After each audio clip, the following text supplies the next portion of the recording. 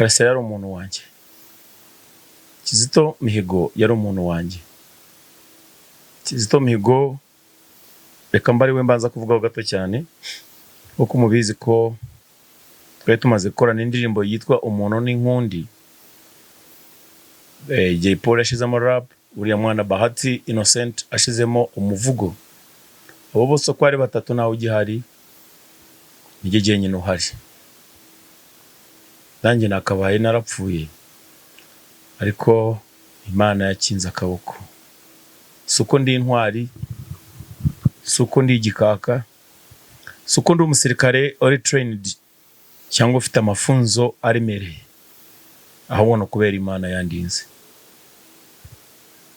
Abagenzi banjye bamaze kuba bane, inshuti zanjye zirimo gupfa.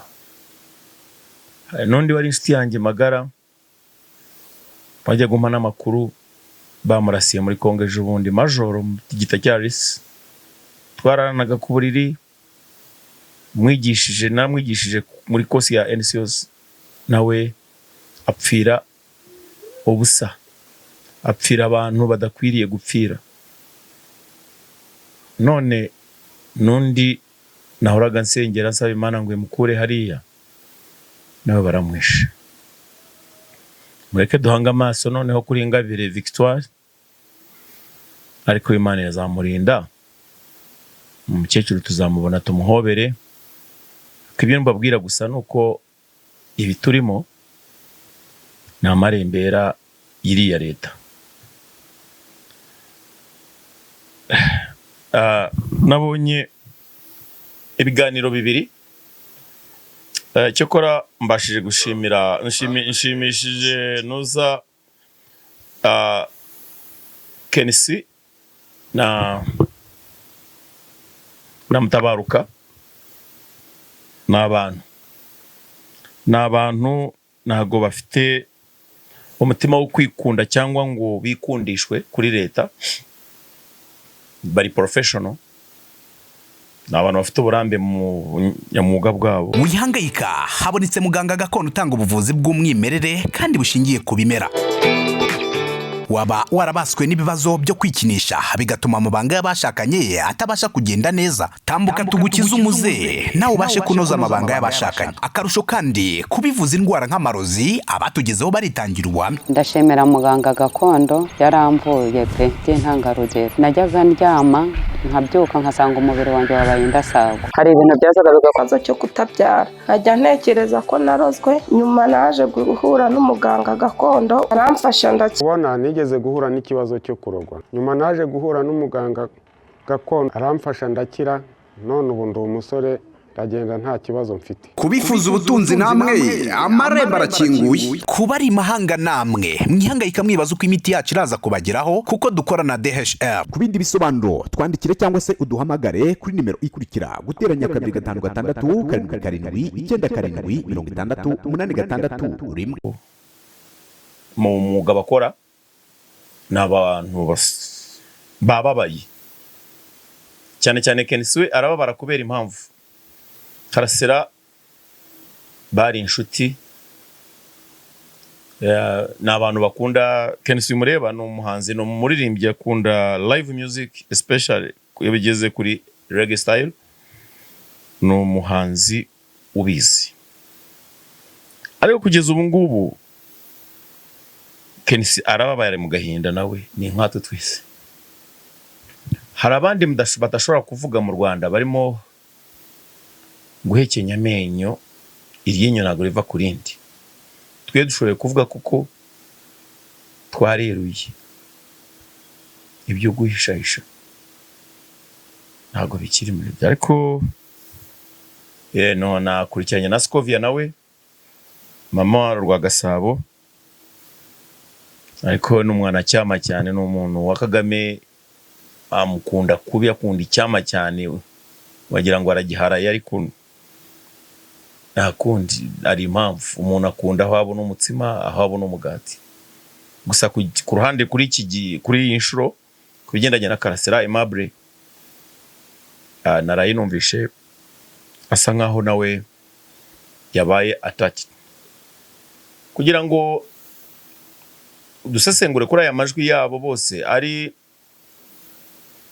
mama urwa Gasabo hamwe na Kenisi imfura y'iwacu hamwe na Mutabaruka ubwabo byo ndashaka mukurikirane iri jwi ry'uyu mugabo uyu mupolisi ndongera mbabwire uyu mupolisi nitugera ku kiganiro yagiranye na TV1 Radio 1 niho numvishe andi hafi imbere yanjye namuha slap ako nawe yabarengana kuko ari kuri briefing yari indimi yakoze iki anyway wa telefone turi kumwe na Hilary Sengabo umuvugizi w'urwego rw'igorora mu Rwanda. Murakoze. Yego muri iki gitondo twabonye inkuru y'akababaro kandi mbi ku muryango ndetse no kuri societe nyarwanda ivuga ko uyu mugabo Aimable yitabye Imana Karasira mu gihe abantu bose bari bategereje ko agiye gusoza igihano cye agataha yari yahawe n'urukiko. Byagenze bitubundi amakuru arambuye usibye izi nteruro nk'ebiri zikubiye mu itangazo. Maze mwumve at least uko yarimo amubaza ariko uburyo approach ya kiongozi umuvugizi wa RCS Rwanda Correction Service najya ngosore yari yarangije igihano ntago ari yagiye kukirangiza yari yakirangije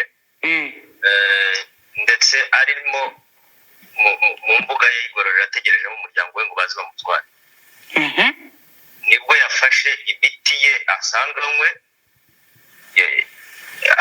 akoresha arayinywa abantu bamureba ndetse bagira ndabasaba mukurikirane iki kiganiro aravuze ngo asanganywe nagavuze ngo asanzwe anywa asanganywe maze muze gukora ikintu cy'ubusesenguzi mu gihuze n'uburyo yasobanuye Mutabaruka maze kumubaza na Kenisi uburyo yavuze ngo iyi miti yabikwaga n'abaganga bamufashaga ariko hano atubwiye ngo iki ngo nibwo yafashe imiti ye asanganywe aravuze ngo imiti akoze ate asanganywe umugororwa ubundi yafunga umuntu bamurinda ikintu cyitwa umukandara bamurinda ibintu nk'ibyo iyo bazi ko afite ikibazo imiti ubundi umuntu w'umurwayi w'umutwe bamufunga bate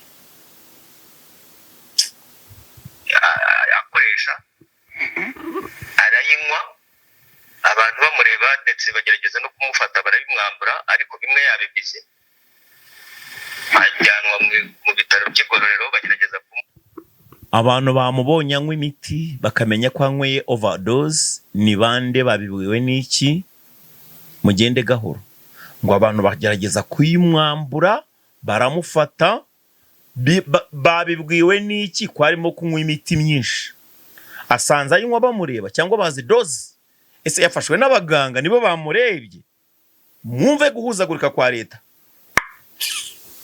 ubutabazi bw'ibanze byakunda ayoherezwa mu bitaro bya Nyarugenge naho yaje kwitabira Imana.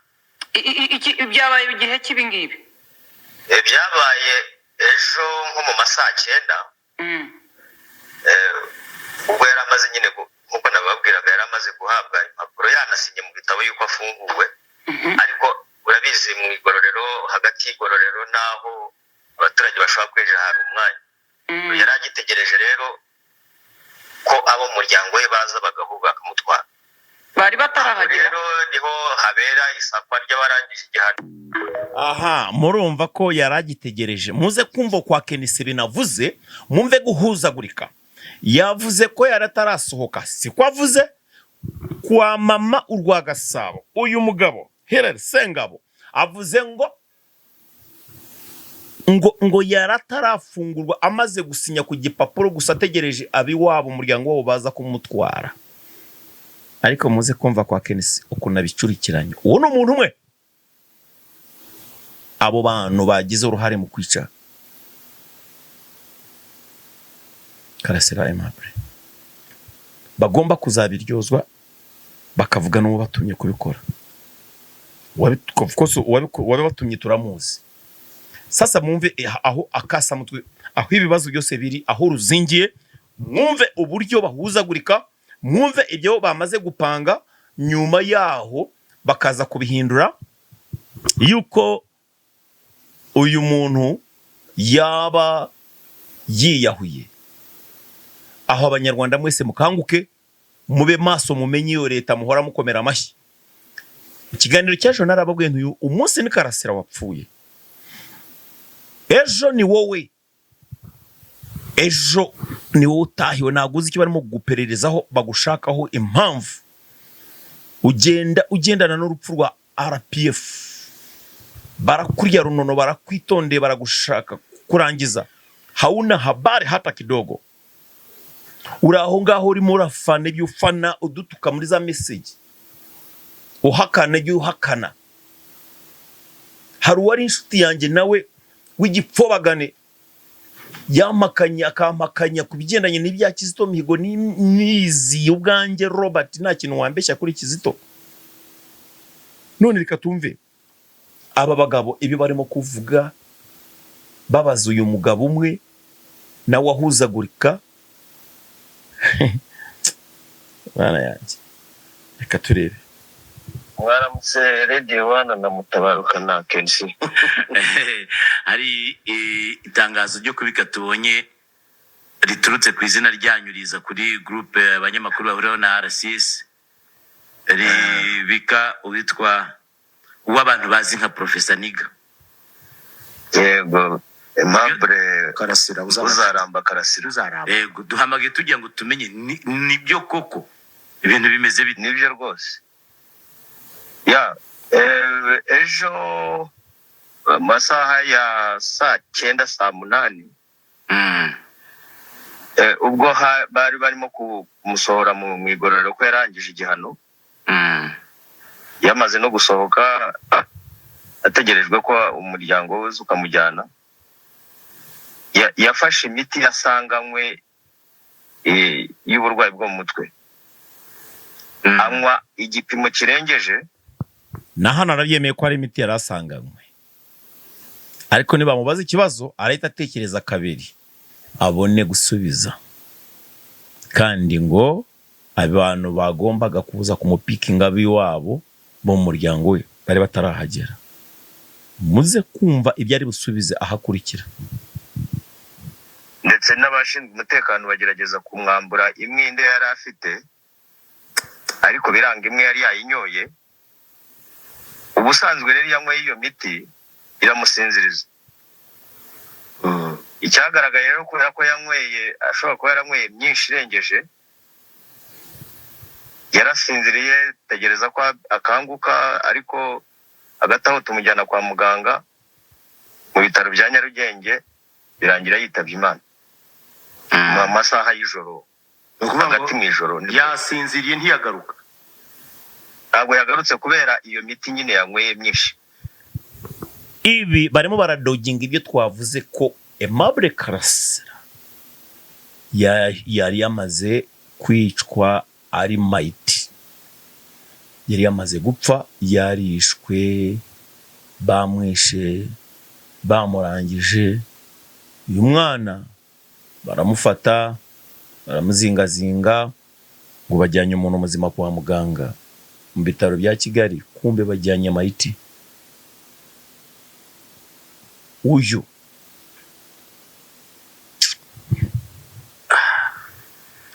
none se mfite ikibazo, ariko raporo y'isuzuma rya muganga ubwo ntibiyikuraho. ntabwo iraboneka. Raporo y'isuzuma rya muganga nta ibyo barimo kuvuga isuzuma, bagiye kora autopsy ku byo bakoze bazi neza na ba baganga babo. Ni ukubera iki abantu badasanzwe bakora muri gereza aribo bagaragaye kwa muganga, amini mu bitaro, kuri gereza? Ni gute urwego rwa polisi abantu nka Bitihinda Wilson yaje kwenda iki kuri polisi? Icyo gihe bari bamutumye kugira ngo akore iki? Na Karisitu umuganga bari baje kwenda iki aho ngaho? Ababicanye Kabombo bari baje kwenda iki kuri gereza y'abachungagereza nyine askari magereza, halafu kuna kuja askari polisi wamekuja kutafuta nini hapo? Nataka munifafanulie au mufafanulie Wanyarwanda wote wasikie hiyo habari. Bari baje kwenda iki bakaza no muri iyo Vigo yabo basanze bashimutiramo abantu bakitwaza nizo za nibindi bimodoka bibiri, hafungiwemo abatipe bambaye femene bitambaro ku mutwe, harimo uwo Bitihinda Wilson. Mudusobanurire. Ntabwo irasohoka, ariko twebwe ibyo nibyo twabonye ejo rugikubita. Hanyuma bityo nshobora kubaza ikibazo. Karasira wari ufite wari ku miti yo mu mutwe, kuki iyo miti mwamemereye kuyigumana? Kuki atazaga bakamuha doze nkuko yabaye? Mwumve aho ngaho agiye kudoginga ikibazo, agiye guhindura statement kuko bamufashije ako kantu, agiye kwibuka ngo okay, reka mfasha abaganga. None emiti agiye kuvuga ko yayibikaga, yabikwaga n'abaganga, kandi yamaze kutubwira ko yahoranye emiti yagomba kunywa, n'abanyururu bose barabyemeza, ariko mva ko nagiye kubihakana. Prescribed by the doctor cyangwa se physicians, akayimira wenda akazageza kwimira atayitunze ku giti cye. Kuko mu bihe byashize we yaravuga ati ngiye nshobora no kwiyahura, nshobora gukora ibi ngibi. Kuki mutagize ayo makenga? Kubera ko yaratashye kandi bigaragara ko ari muzima. Urumva ntago ari ibintu nubwo arwara mu mutwe, ariko ntago byari ibintu bihoraho. Yasabye imiti kugira ngo nyine ayitahane, kuko urumva umugororwa yemerewe gutahana imiti yakoreshaga ku igororero. Ariko ku igororero ubundi yazaga kuyifata gusa atayitunze we aho yarari wenda muri seri yararimo. Yego, none urumva yafashwaga n'abaganga ko yari kumwe nabo, ariko kubera ko yaratashye ibyo byose yagomba kubitwara n'imiti irimo. Yego. Hanyuma umuntu yakwibaza, yayinyoye akimwe imbere, yayinwereye hanze cyangwa hari hanze? Yasohotse rwose yambaye n'imyenda isanzwe atari, kandi amaze kutubwira ngo yarari mu imbere ayinyweramo n'abasekirite bamuri hafi bategereje ko haza baboko. We wacha ujinga wako wewe, wacha. Unatufanya wajinga kama wewe. Ako nk'akagabo k'iminkanyari gafite face imeze nk'agafunsi ngo no muvugizi wa RCS.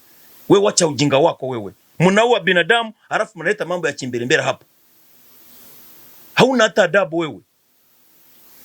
Imiti mwarayimuhase arayinywa, anywa n'ibitari byo, mwamuteye ibishinge, muramwica, unataka kutufanya wajinga sisi. Ubundi Karasira yagombaga, niba ari kwiyahura, yagombaga gupfa igihe mwamukatiraga imyaka 5. Ni gute ashobora kurinda imyaka 5 ikarangira akabona kwiyahura wewe? Unafikiri sisi ni wajinga? Kiwerewere. Uvuga ngo yambaye n'imyenda y'abagororwa. Amaze hanze rwose.